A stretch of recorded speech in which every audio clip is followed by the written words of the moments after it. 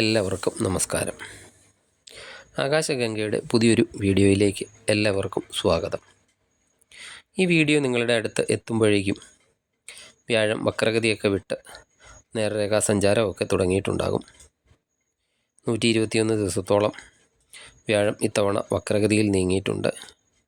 ഇനി വരുന്ന 3 മാസത്തോളം വ്യാഴം മിഥുനൻ രാശിയിൽ തന്നെ നിൽക്കുന്നതുമാണ്.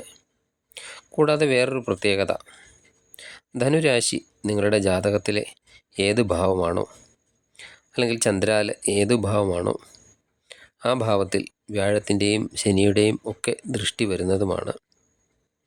ഈ വീഡിയോയിൽ വ്യാഴത്തിൻ്റെ നേർരേഖാ സഞ്ചാരത്തിൻ്റെ ബലവും ശനിയുടെയും വ്യാഴത്തിൻ്റെയും ദൃഷ്ടിയുടെ ഫലങ്ങളും പറയുന്നതാണ്. വീഡിയോ അവസാനം വരെ കാണാൻ ശ്രദ്ധിക്കുക. ഞാൻ പറയുന്നത് നിങ്ങൾക്ക് ഉപകാരപ്പെടും എന്ന് വിശ്വസിക്കുന്നു. ഉപകാരപ്പെട്ടാൽ വീഡിയോ ലൈക്ക് ചെയ്യുക. അതുപോലെ സബ്സ്ക്രൈബ് ചെയ്യാത്തവരാണെങ്കിൽ ദയവായി സബ്സ്ക്രൈബ് ചെയ്യാനും അഭ്യർത്ഥിക്കുന്നു. വ്യാഴത്തിനെ സംബന്ധിച്ചിടത്തോളം ഏറ്റവും കൂടുതൽ ഗുണഫലങ്ങൾ തരുന്ന ഒരു ഗ്രഹമാണ് വ്യാഴം. ഈ ഭൂമിയിൽ ജീവിക്കുന്ന എല്ലാവർക്കും വ്യാഴം ഒരു അനുഗ്രഹം തന്നെയാണ് എന്ന് പറയാം. അതിനാൽ വ്യാഴത്തിൻ്റെ ഓരോ രാശി മാറ്റവും വളരെ ഇമ്പോർട്ടൻറ്റും ആണ്. ഇനി ഡബിൾ ട്രാൻസിറ്റിൻ്റെ കാര്യം പറഞ്ഞു. ഏതെങ്കിലും ഒരു സമയത്ത് ശനിയുടെയും വ്യാഴത്തിൻ്റെയും ദൃഷ്ടി ഒരു ഭാവത്തിൽ ഒരുപോലെ വരുന്നതിനെയാണ് ഡബിൾ ട്രാൻസിറ്റ് എന്ന് പറയുന്നത്. ഗുരുവും ശനിയും ഇമ്പോർട്ടൻ്റ് ആകുന്നത് ഇങ്ങനെ വരുന്നത് കൊണ്ടാണ്. അതായത് ഗുരു ധർമ്മത്തിൻ്റെ കാരകനും ശനി കർമ്മത്തിൻ്റെ കാരകനുമാണ്. ധർമ്മത്തിൻ്റെയും കർമ്മത്തിൻ്റെയും കാരകന്മാർ ഒരേപോലെ ഒരു ഭാവത്തിൽ ദൃഷ്ടി വന്നാൽ ആ ഭാവത്തിൽ ഒരു ധർമ്മ-കർമ്മ ബന്ധം വന്ന് ആ ഭാവത്തിന് കൂടുതൽ ഗുണഫലങ്ങൾ നമുക്ക് ലഭിക്കുന്നതുമാണ്.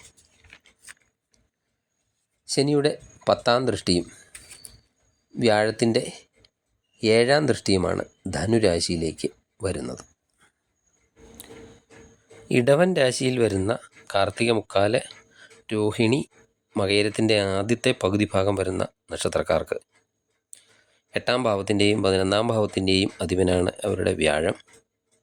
ആ വ്യാഴം നിങ്ങളുടെ 2ാം ഭാവമായ ധനസ്ഥാനത്താണ് നേർരേഖാ സഞ്ചാരം നടത്തുന്നത്. അവിടെ നിന്ന് നിങ്ങളുടെ 6ാം ഭാവത്തിലേക്കും 8ാം ഭാവത്തിലേക്കും 10ാം ഭാവത്തിലേക്കുമൊക്കെ ദൃഷ്ടി ചെയ്യുന്നുമുണ്ട്. 2ാം ഭാവത്തിലൊക്കെ നിൽക്കുന്നത് വളരെയധികം ഗുണകരമാണ്. കഴിഞ്ഞ കുറേ മാസങ്ങൾ നിങ്ങളുടെ പ്രവർത്തനങ്ങൾക്കൊക്കെ ഒരു മന്ദതയൊക്കെ അനുഭവപ്പെട്ടിട്ടുണ്ടായിരിക്കണം.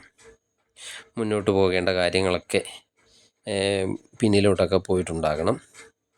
സാമ്പത്തിക പ്രതിസന്ധികളൊക്കെ പലപ്പോഴും ഉണ്ടായിരിക്കണം. ഇനി വരുന്ന 3 മാസക്കാലം 2ാം ഭാവത്തിൽ നിൽക്കുമ്പോഴുള്ള ഗുണഫലങ്ങൾ നിങ്ങൾക്ക് ലഭിക്കുന്നതാണ്. നിങ്ങളുടെ മുടങ്ങിക്കിടക്കുന്ന പല കാര്യങ്ങളും മുന്നോട്ട് പോകുന്നതും പുതിയ പ്രവർത്തനങ്ങൾക്കൊക്കെ തുടക്കം കുറിക്കാൻ കഴിയുന്നതുമാണ്. പുതിയ ജോലിക്കൊക്കെ ശ്രമിക്കുന്നവർക്കാണെങ്കിൽ വളരെ അനുകൂലമായ സമയമാണ്. നിങ്ങളുടെ 8ാം ഭാവത്തിലാണ് ഡബിൾ ട്രാൻസിറ്റ് സംഭവിക്കുന്നത്. പൂർവിക സ്വത്തുക്കളുടെയൊക്കെ ലാഭം ഈ സമയം നിങ്ങൾക്ക് ഉണ്ടാകുന്നതാണ്. കോടതി ഇഷ്യൂകളൊക്കെ നിലവിലുള്ളവർക്ക് ഈ സമയം അതിൽ നിന്നൊക്കെ ഒരു മോചനം ലഭിക്കുന്നതാണ്. അതുപോലെ എന്തെങ്കിലും കാര്യത്തിനൊക്കെ ലോണിനൊക്കെ അപേക്ഷിക്കാനൊക്കെ ആഗ്രഹിക്കുന്നവരാണെങ്കിൽ ഈ സമയത്തൊക്കെ അപേക്ഷിച്ചാൽ വളരെ പെട്ടെന്ന് ലോണൊക്കെ പാസ്സായി കിട്ടുന്നതാണ്. റിസർച്ചൊക്കെ ചെയ്യുന്ന വിദ്യാർത്ഥികളാണെങ്കിൽ അവർക്കും അനുകൂലമായ സമയമാണ്. ഇൻഷുറൻസ് മേഖലയിലൊക്കെ വർക്ക് ചെയ്യുന്നവർക്കും അനുകൂല സമയമാണ്. അതുപോലെ മൈനിങ് ജോലികൾ, കൗൺസിലിംഗ് ജോലികൾ, ഹീലിംഗ് പോലുള്ള ജോലികളൊക്കെ ചെയ്യുന്നവർക്ക്, അതുപോലെ ആസ്ട്രോളജി പഠിക്കുന്നവർക്കും ആസ്ട്രോളജിയൊക്കെ പ്രാക്ടീസ് ചെയ്യുന്നവർക്കും ഒക്കെ വളരെ നല്ല സമയമാണ് ഈ വരുന്ന 3 മാസക്കാലത്തോളം. പെട്ടെന്ന് എന്തെങ്കിലുമൊക്കെ ലാഭങ്ങളും ഈ സമയത്ത് നിങ്ങൾക്ക് ലഭിക്കാനും സാധ്യതയുണ്ട്. ആരോഗ്യ സംബന്ധമായിട്ടൊക്കെ ബുദ്ധിമുട്ടുകളൊക്കെ നിലവിലൊക്കെ അനുഭവിച്ചു കൊണ്ടിരിക്കുന്നവരാണെങ്കിൽ അവർക്കും അവരുടെ ഈ ആരോഗ്യ സംബന്ധമായ പ്രശ്നങ്ങൾക്കൊക്കെ വളരെയധികം ആശ്വാസമൊക്കെ ലഭിക്കുന്ന സമയം കൂടിയാണ്. മറ്റുള്ളവർക്ക് ഇഷ്ടപ്പെടുന്ന രീതിയിലൊക്കെ സംസാരിക്കാനും, അതായത് മധുരമായിട്ടൊക്കെ തന്നെ സംസാരിക്കാനും, സ്വന്തം കുടുംബത്തോടൊക്കെ വളരെയധികം സന്തോഷത്തോടെയൊക്കെ കഴിയാനുമൊക്കെ ഈ സമയത്ത് സാധിക്കുന്നതാണ്. അതുപോലെ ഇഷ്ടഭക്ഷണമൊക്കെ ഈ സമയത്ത് ലഭിക്കുന്നതാണ്. എന്നാൽ ആ ഇഷ്ടഭക്ഷണം ലഭിക്കുന്നത് അല്പം ശ്രദ്ധിക്കണം. വ്യാഴത്തിന് 6-ാം ഭാവത്തിൽ ഒരു ദൃഷ്ടിയുണ്ട്. അതിനാൽ വയറ് സംബന്ധമായിട്ടുള്ള പ്രശ്നങ്ങൾ ഉണ്ടാകാതെ ശ്രദ്ധിക്കേണ്ടതാണ്. സാമ്പത്തിക പ്രശ്നങ്ങളൊക്കെ ഉണ്ടെങ്കിൽ അതൊക്കെ തീർന്നു കിട്ടുന്ന ഒരു സമയം കൂടിയാണ്. ഈ വരുന്ന 3 മാസക്കാലമുള്ള ഈ വ്യാഴത്തിൻ്റെ അനുകൂലമായ സമയം പരമാവധി പ്രയോജനപ്പെടുത്താനായിട്ട് ശ്രദ്ധിക്കുക. വ്യാഴത്തിനെ കൂടുതൽ പ്രീതിപ്പെടുത്തുന്നതിന് വേണ്ടി വ്യാഴാഴ്ച വിഷ്ണു ക്ഷേത്ര ദർശനം നടത്തുകയും കഴിയുന്ന വഴിപാടുകളൊക്കെ ചെയ്യുകയും ചെയ്യുക. അതുപോലെ ശനിയാഴ്ചകളിൽ ശനീശ്വരനെ നീരാഞ്ജനം വഴിപാടുമൊക്കെ ചെയ്യുകയും ചെയ്താൽ ഗുണഫലങ്ങൾ ഇരട്ടിയായിട്ട് ലഭിക്കുന്നതാണ്. നിങ്ങൾക്ക് ഈ സമയം പ്രയോജനപ്പെടുത്താൻ സാധിക്കട്ടെ എന്ന് പ്രാർത്ഥിച്ചുകൊണ്ട് നിർത്തുന്നു. നന്ദി, നമസ്കാരം.